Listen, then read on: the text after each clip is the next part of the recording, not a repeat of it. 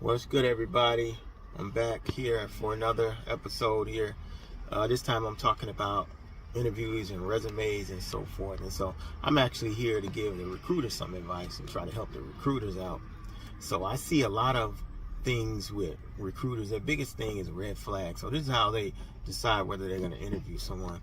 And not only that, once they interview this person, how they figure out they're going to weed out or determine this person isn't a good fit for the job. So when you're looking at a resume, if you see gaps in a resume, it'd probably be a real good idea to get real in depth and figure out why they have a gap in their resume.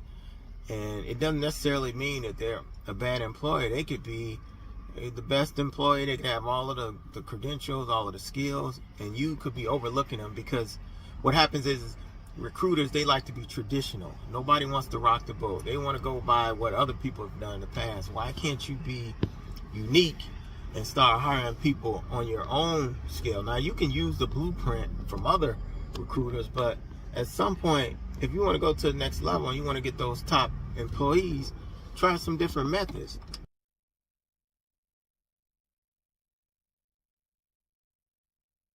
And you could be missing out on talent. So I was looking at a couple clips, and I know one of them was like I was talking about the gap in employment. I think another one is longevity. They're looking for longevity in your last position. That could have been a bad job. They could have just picked that job, and it was just a bad pick for them. And so they were trying to find a way to get out of that job because companies probably are horrible, the benefits are horrible, just bad karma, drama. Who knows what's going on in that job?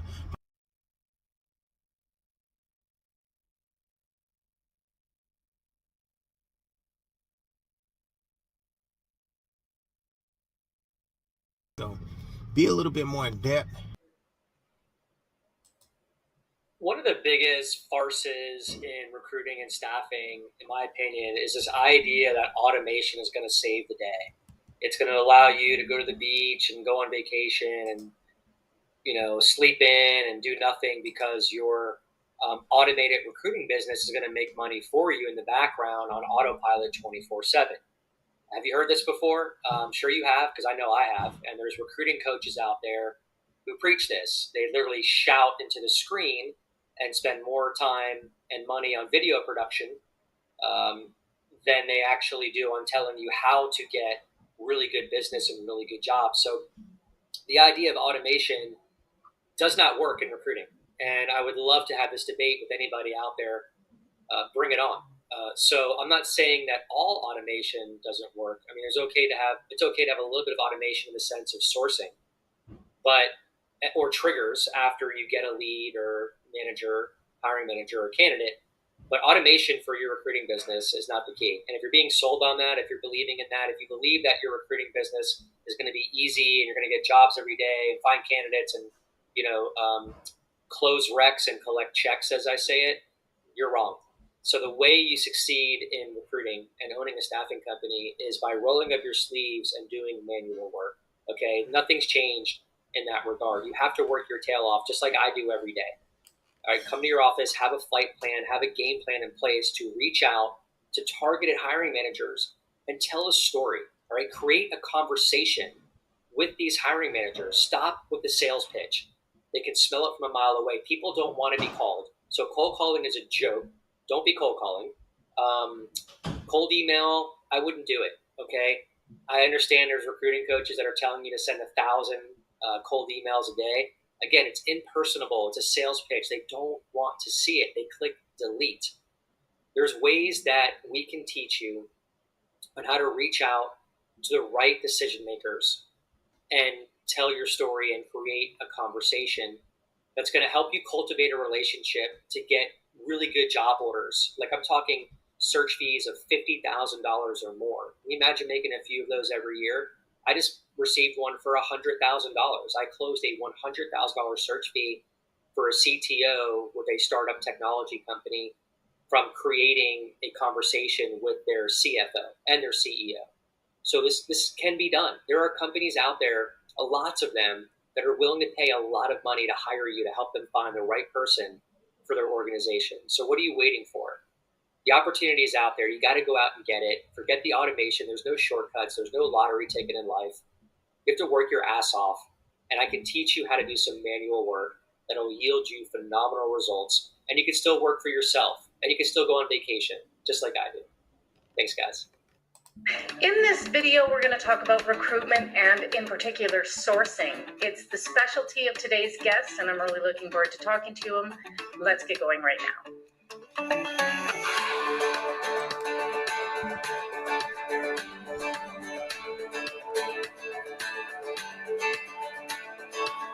Hi there, I'm Andrea Adams and the host of HR Shop Talk. On the show, you get insight into a whole bunch of aspects of HR. I encourage you to subscribe to the show by clicking on the button at the bottom of the screen, or subscribe to the podcast to keep learning from my smart and experienced guests. Today, my guest is Sebastien Savard. Sebastien is the founder of Sourcing, which goes looking for talent rather than asking the talent to come to them. He learned his techniques working for Cirque du Soleil, so I'm interested in that. Hi, Sebastien, how are you? Hi, Andrea, I'm going well. Thank you. Good. So I'm looking forward to this. I actually know very little about sourcing, so everything I'm going to know after this is going to come from you. That's good. No pressure. No pressure. All right. So can you tell me about sourcing? What is it and how does it work? Sourcing, basically, in the simple definition, it's finding and extracting a passive profile and converting them into active candidate. When I need to describe our expertise to our client that are not HR or talent acquisition professional, I simplify this as the traditional recruitment process is generally attracting as many interested people as possible. Right. And through those interested people, we find who's interesting. Yes. Sourcing is the other way around. So we find who's interesting on the market and we're trying to make them as interested as possible. You talked about going out. So I just wanted to stop there. So that's the key. So sourcing is finding interesting people, like he said. So it sounds more like you're being proactive and actually finding talent as opposed to having a pool of 100 people and picking them out, red flag, and taking them out and using some automated system, as opposed to what I was kind of discussing earlier. You want to be more proactive. You want to actually look for talent. You want to search and see what you can find in a candidate. You don't want to necessarily always just be looking for how can I discredit or how can I disqualify this person. So there's a difference in the traditional way of recruiting as opposed to what he's talking about, sourcing. And finding candidates and getting them to be interested through conversations and technology. Isn't that hard? These people are likely in stable positions. How many people do you have to contact? There's so many aspects that comes into play when you're playing this game of number of how many people approach, how many are responded, how many you convert, and finally how many you hire. Right. That's basically the simple breakdown of our processes. Yeah. To answer to your question, sometimes we need to approach a small amount of people because it's a very niche role. Right. For, I would say, sexy company. So yeah. The attraction part is not that difficult, but on other situation, it's really a game of numbers. So you have to tap into hundreds of profile in order to get at least few of interested. We evaluate on the market a certain percentage of really passive profile. So those people won't change job. They are currently super happy with their role, too involved financially, or depending on their age or where they stand in the career, they won't consider any change. Right. So there is a certain percentage. We evaluate 25 to 30% of the market at this level. So as a sourcer, we need to target those people as fast as possible because you don't want to engage too much time and energy because they won't either answer or they're really not interested to move. After that, there is a certain portion of the market that we evaluate they are passive, but they would probably consider a conversation if they can increase some of their condition. And one of the simple conversation and simple question we'll have with those people is, why are you answering and why would you consider another opportunity? And those candidates will give you all the answers. Because right now on the market, a lot of passive people really happy in their job at least have 1 point they would probably consider in order to consider another job. If you're able to tap into this reason and you're able to verbalize in an intelligent way why they should consider it, then this is where the interesting conversations start. And at the end, you also have I would say a 10 to 20% of the market that are active people. So maybe they didn't apply to your company because they don't know you're existing or you are an employer of choice. But once they receive an approach, they will consider it right away. When you're able to find quickly the relevant profile, then the human side enter and you engage some interesting conversation with people. Is this something you can do or would do for any position? Just do the traditional process. It's going to go well. Within a few weeks, the position will be filled with a really nice person. Yeah. And if we don't find the good person, it's not a big deal. It's not super strategic. Yeah. Obviously, you don't need to engage that much resources, time, energy, and probably sourcing on that. Yeah. Okay. When the answer is difficult. So it sounds like when you got a pretty high profile position, it's important to use sourcing. Sourcing is seeking, being proactive, looking for the right candidates with the right attributes, not necessarily traditional where you got a big pool of people and you're trying to see who you can take out of that pool. Take out, oh, let's delete this person. Let's pull this person out. You're being proactive. They actually are going after people with good resumes, people with the credentials that they see. And so that's how they're determined. I don't hear anything about, oh, I'm looking for spelling. I'm looking for, because again, no one's perfect. Obviously, those are some things that you can use when you're doing your screening process. But what I'm trying to get at is that the traditional uniform way, I don't see how you can excel and be that great and be at the top of the chain as far as being productive and getting the right people in these jobs that are going to stick with the company and be helpful, and your customer is going to be happy. It's for those reasons when you have, let's say, a non-strategic position, but in shortage. Yeah. So this non-strategic position might not be super important for the organization, but there is so much of a shortage, or it's so hard to fill, that the traditional technique won't give you enough water in the pipeline, so you're going to be stuck.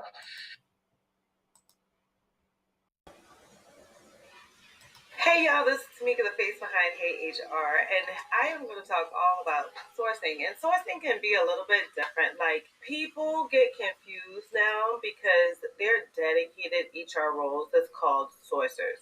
So this video is going to break it all down for you, make it nice and easy.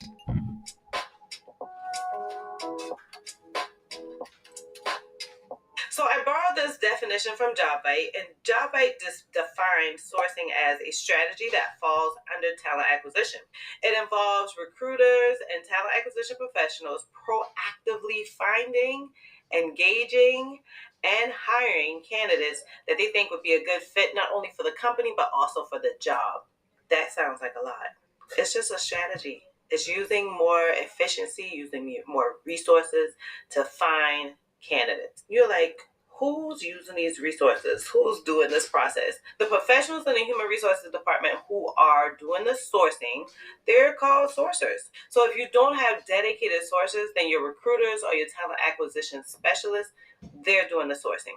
New and emerging companies, much larger companies, they're now literally using dedicated sourcers. Or if you have like an HR coordinator, they can do the sourcing. HR assistant, a recruiting coordinator, they can do the sourcing. Or if you have a very, very difficult fill, like if you're looking for physicians, engineers, attorneys, technical staff, if you're looking for something super technical that's going to require a lot of experience, a lot of certifications, true hands-on experience, then most times you use dedicated sources because sourcing can be so detailed. So let me tell you what sourcing is, because that definition was helpful, but I'm going to just dive into what it is. Sourcing is pretty much saying, have a position that's super duper techie, right? Or requires you learning a lot of technical, having a big tech acumen, right?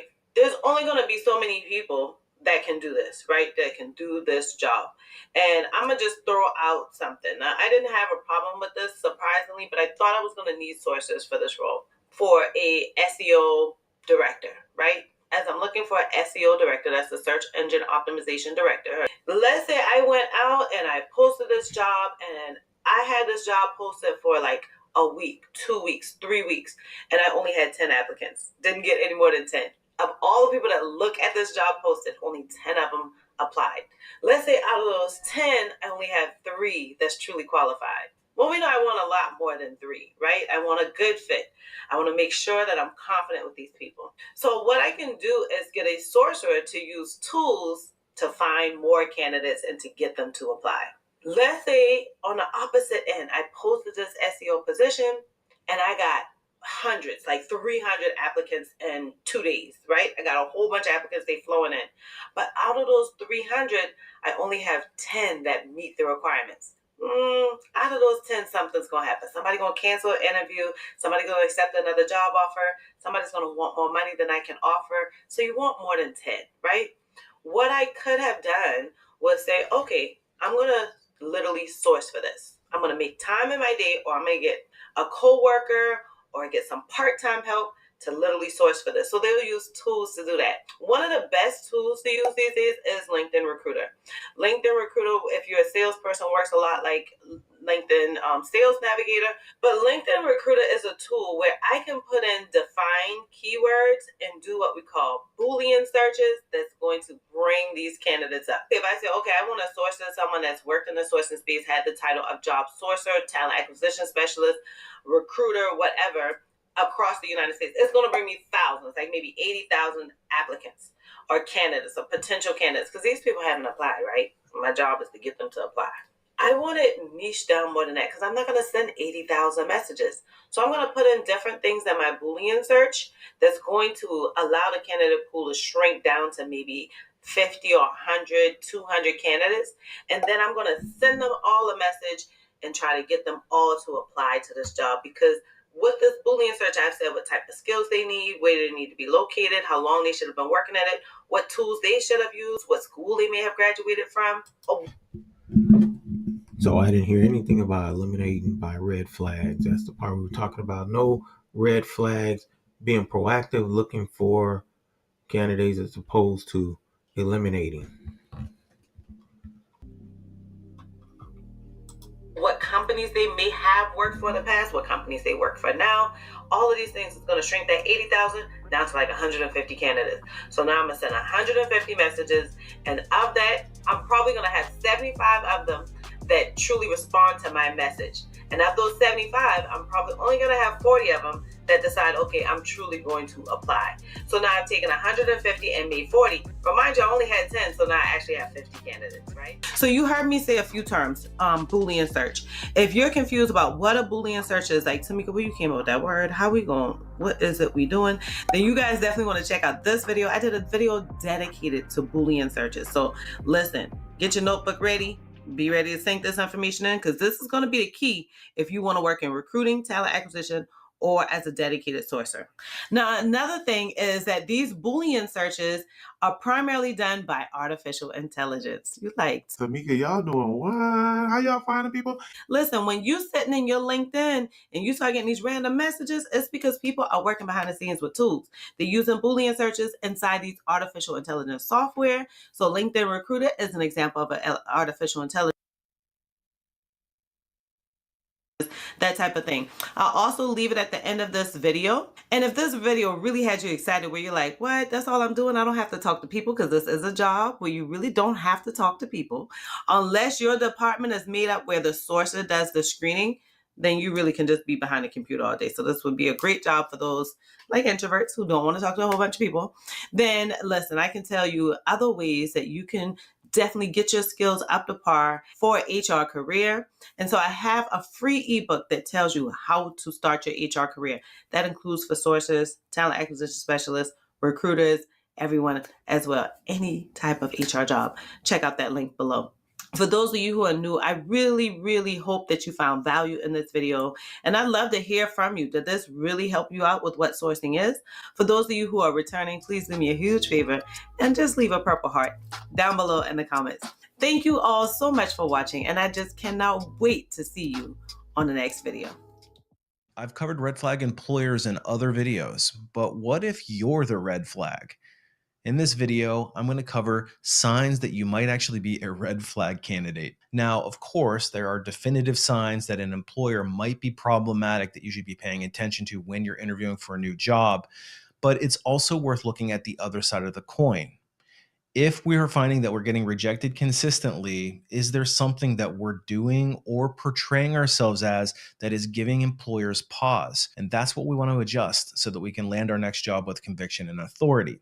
So it's worth taking our ego and setting it to the side and looking at some potential red flags that I've seen from employers when we're interviewing candidates that we feel might not be worth the risk. But before we get into that, interested in more job search and career related content just like this directly from a corporate recruiter, make sure you hit that subscribe button. You may also want to hit that notification bell so you don't. This is when your resume shows a very sporadic and unstable work history. And this is often in the form of very short-term stints or jobs that just don't make a lot of sense. Maybe you work from one industry, jump to another job type, another industry altogether that didn't really make sense and wasn't related to the first, stayed there for a little bit of time, then moved to another industry doing the same thing. Or it could be that somebody that has a lot of successive jobs that are relatively short term that are all at the same level and don't make logical sense. So in other words, you have a lot of things to defend on your resume, and that becomes pretty tricky. Now, job hopping can be a very effective way to move through salary bands fairly quickly, but you have to be very careful here because there is a point of no return. Once you do that a few successive times, you're going to reach the top end of a salary band. And if you're not careful and don't get some stability on your resume, that will often come back to bite you and bite you very hard, especially in a difficult labor market. So if you're going to implement job hopping, I would recommend that you do it very strategically and know exactly what it is that you're doing. Otherwise, you'll be labeled a red flag candidate, and I've seen that happen too many times to count. The next sign that you're a red flag candidate is if your experience doesn't match your resume. And this is oftentimes the symptom of somebody who fabricates their resume or maybe embellishes it a little too much, maybe stuffs a few too many keywords in there just to try to get the quote unquote phone to ring. And unfortunately, I've seen more than one candidate who has been exposed and exposed very publicly in an interview process because they embellished their resume a little too much. And when they got to the technical interview with the technical expert, they had to demonstrate their experience in front of an entire panel of people, and then they floundered. The problem with your experience not matching your resume is that now the employer is going to second guess every other thing that you've said in the interview and every other thing that's on your resume. So if you put one little embellishment in there, it now causes them to question everything else in the interview, and you have to ask if it's worth it. And to that end, another surefire sign that you're a red flag candidate is if you get caught in a lie. And I've seen this be the case when a candidate lied about their experience with a certain technology.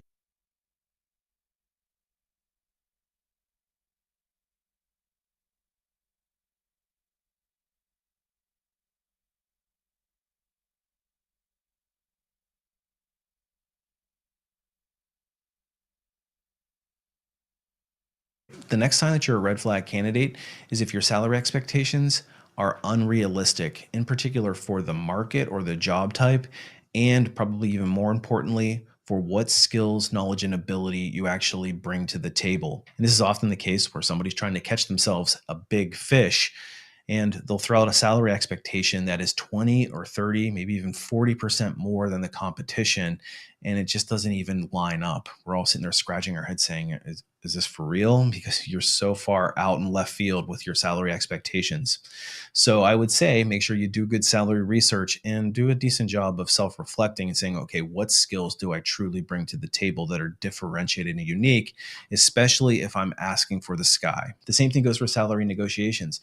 If you throw out a pie in the sky number at the time the offer is presented because you think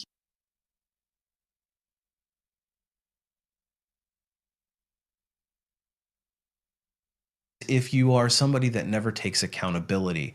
And this is oftentimes in the interview themselves when they're asking behavior-based questions, and all of your answers never take ownership of when things go wrong, and it's always somebody else's fault, and you never apply any learning to it. And of course, there's a lot of different ways that you can approach behavior-based interviewing. If you think you need more help there, I would check out my interviewing playlist. But in general, employers want to know that you take ownership when things don't go right and that you apply learning to it. So you don't want to be perceived as somebody that never learns from their mistakes, or more importantly, never makes any mistakes at all. Anyway, those are the most prevalent red flags that I see employers reporting on candidates that they interview. And this is often things that will get people rejected. So if you're somebody that is making these mistakes in your interview, you may want to start to reevaluate how you're approaching it and maybe apply a little bit more strategy. So again, check out my playlists for interviewing and for resume strategy if you think you need more help there. So I just wanted to make it clear. So by no means is this video about just bashing recruiters and talking down on recruiters. It's more a helpful tool, and it's also a video to help candidates. So this is really directed toward candidates and recruiters. And so I've been showing videos. Also, if you're a talent acquisition manager, talent acquisition recruiter, specialist, whatever you may call it, or whatever your title is, if you have a high ratio on hiring and getting the right people and you stick with the job, then I guess you can just take this video as just kind of, extra and add to your already plenished bag of portfolio that you have on how you recruit and do your job. So this is more just to be helpful. I've noticed that a lot of times people like to focus on the machine. You got AI, all of the different things where you're going to let a computer generate and do all of the work. Basically, you just, I know it's about working harder and not smarter, but if you want to get to that next level, you can't continue to be uniform and always be uniform. So you have to take the system that's worked, if the system's worked where you're at, or again, like I said, if you have a high ratio, then you can take this and just add to it. But if you want to be top level, you want to take it to the next level and not just be so uniform where you're passing up candidates, doing lazy recruiting, letting the machine work for itself, then this video will be helpful to you. All right, so let's see here. I pretty much, if you think about it, recruiting and hiring, obviously they go hand in hand. I can say I've done both, interviewing in groups, in interviews individual. I've been on HR teams. Most of my hiring was done as a manager, but yeah, I've done the committees. I've done, like I said, the committee hiring, all of that good stuff. So I've done both. I've actually been a part of the process where we had to scan through resumes. So I've had experience with that as well. So I'm not talking solely as a recruiter. So I do have some knowledge, but I do have some experience on hiring and actually seeing the employees work after they've been hired. So, and then also as a manager and being a leader, some of the different things that you look for in an employee, having managed over 200 something employees and knowing some of the different characteristics, some of the flaws and different things that they have that may have been able to be caught during the hiring process. And so that's what this is about. But again, mainly we just want to be next level. You want to take it to the next level. And I hate to use the word lazy, but a lot of times that's what it boils down to. So you understand that a lot of times it seems like they're more or less looking for things to weed you out, to take you out of the process, looking for negative things, which I've always felt like, if you're just always looking for the negative things, then at what point are you grabbing candidates and picking them because you see a number of positive things? Talent acquisition specialist, are you only looking for red flags? That's where I call when I use the word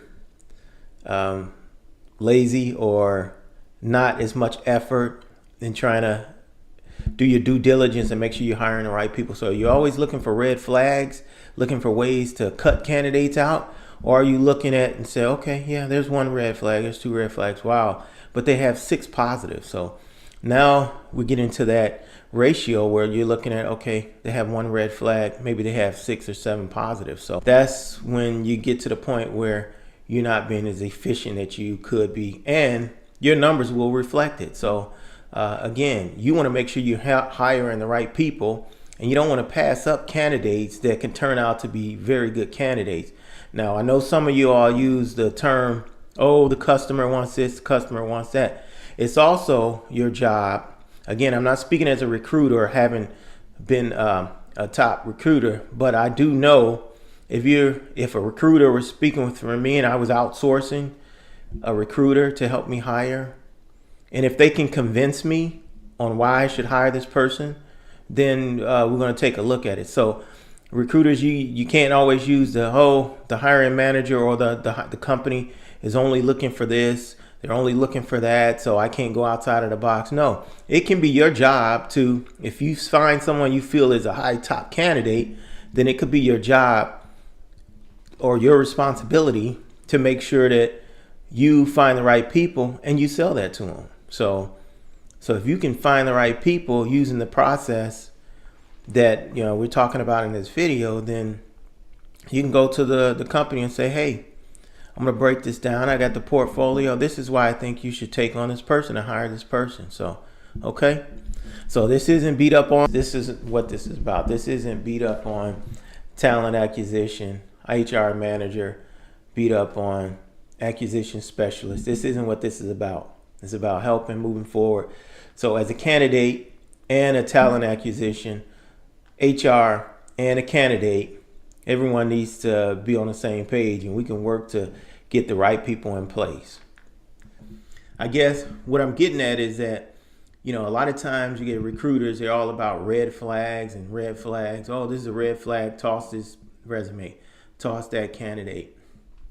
So at some point, you got to be sorting through and picking people because you see some good in them. Now, we know obviously everyone's not perfect. You're going to find different things. We've talked about this before. Obviously, you're looking at if you see spelling errors, and maybe you can find, maybe this is 8 to 1. You found an error in a resume, but now you found 7 or 8 good things. So that's just a process that you have to use. You have to use a ratio. I'm not sure what type of ratio you specialists, acquisition specialists, hiring managers use to determine if a candidate is good or not. But I would say, make sure you got a good system in place, and it's not all about finding red flags, and weeding through red flags to get to your end candidate. Because to me, what you're doing is you're passing up good. You could be possibly passing up good people. You're not doing justice by the pool of people that you have, because you're not making sure that you get the top people. Because again, because everyone's not perfect, they make one mistake, but they have 8 to 9 other good things. You haven't tossed them out for that one error you saw. Could be passing up a good candidate. So I do speak from having some success. I would say a lot of my interviews and stuff are basically through as a manager, but I've done both. And then not only that, having managed over 200 something employees, I can speak on times that I've had to discipline or do different things based on production. So some of those things that could be caught during the hiring process that you see flaws. So I'm just trying to give you examples of, I do have quite a bit of experience with dealing with employees, personnel, and knowing what type of employees are going to be successful and what type of employees are going to be productive. So I just wanted to throw that out there. Yeah, like I said, I don't like to use the term lazy, maybe inefficient, but again, just so the candidates understand that that's how a lot of these recruiters operate. They're looking for a flaw or something that on your resume or on your application. So just so you have a heads up, make sure that you do your due diligence and you try to, maybe do your spell check.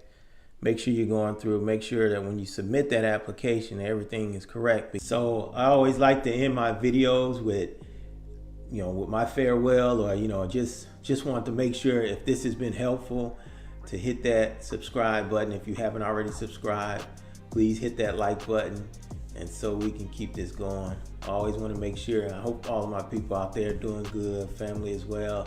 You're doing all of the things that you need to do to be successful at home and at work.